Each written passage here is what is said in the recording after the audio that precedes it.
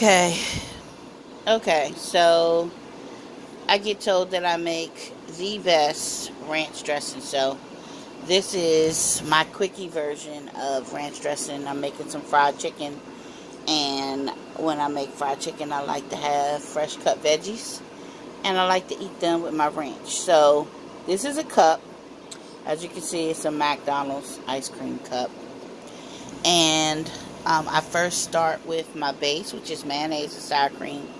And it's 2 parts sour cream and 1 part mayonnaise, meaning however much mayonnaise I use twice as much of that as sour cream. So for this, I use like 2 big heaping scoops of each. So I'm doing 3. But I think I can do 3 more because the bowl isn't even halfway full yet. I'm going to see. And so now it's like a dip. And what I like to then do is take the whey that's inside the sour cream, all the liquid, and pour that into it to make it more liquidy. And then that'll probably be everything. And then if I add anything else, it'll probably be maybe like another half a spoon of mayonnaise if I feel like I need to add any more to it. So now you can see the consistency is more like a dressing, a little thicker, still like a dip, but I kind of like it like that because I like to dip my veggies in it.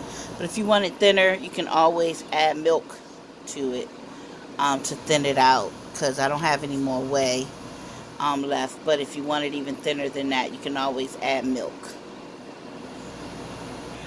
So these are my other ingredients. Onion powder. I use Morton's seasoned salt, the white version. Parsley Flakes and Mrs. Dash. Did I say onion powder? I feel like I skipped that. Onion powder. And then the piece de resistance, the main ingredient that makes ranch taste like ranch. Garlic powder. Now, I've never actually sat down and measured. I really need to measure, but this part I do an eyeballing. So I kind of cover the top with a generous amount of garlic powder. And the garlic powder is the most because that's what makes ranch taste like ranch, which is why, you know, I have this huge thing of garlic in comparison to like my other ones.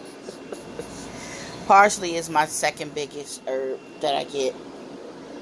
And then my salt and pepper, they're always big, but I put them in the grinder so you don't see the, bag, the original bag that they come in.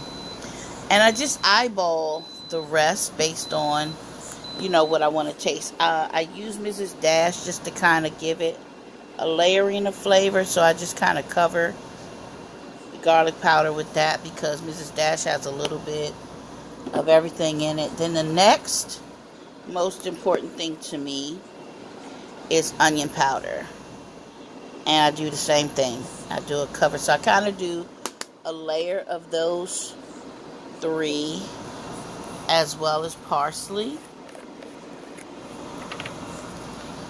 And the parsley, I just kind of do that to where I can have a nice amount when I stir it, and it can, be, look, I can see it.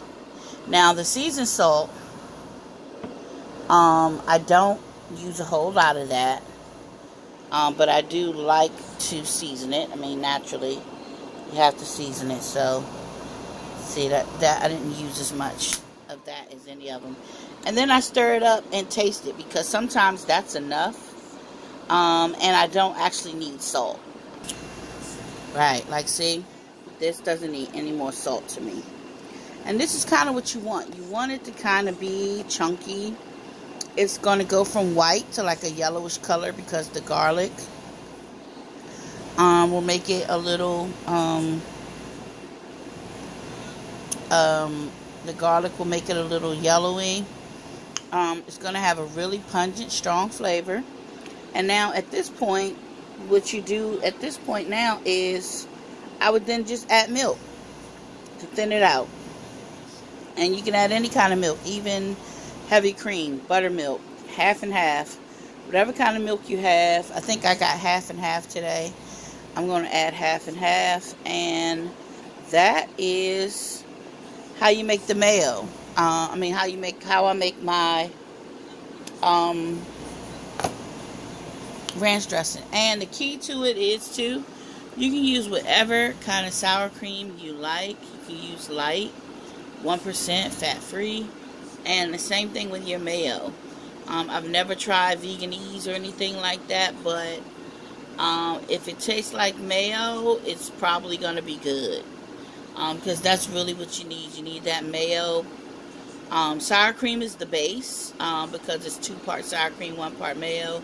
Mayo just kind of gives it that thick creaminess. Sour cream is basically what you're using to flavor it.